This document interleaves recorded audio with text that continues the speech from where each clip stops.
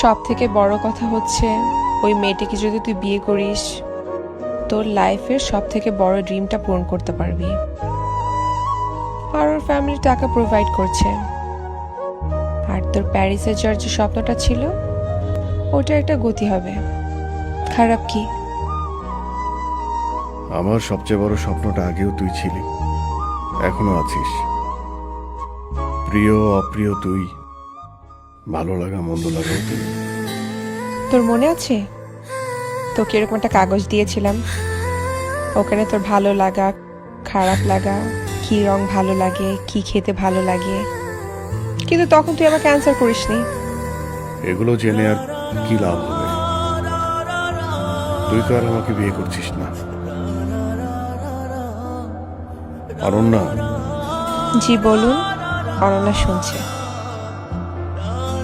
এই পুরো পৃথিবীটাতে আমার কেউ নেই,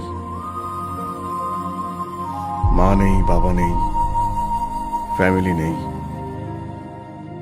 বেঁচে থাকার অগণিত কারণও নেই। শুধু একটা কারণ আছে বেঁচে থাকা, আর সেটা তুই। আর তুই ছাড়া আমার পুরো পৃথিবীটা শূন্য।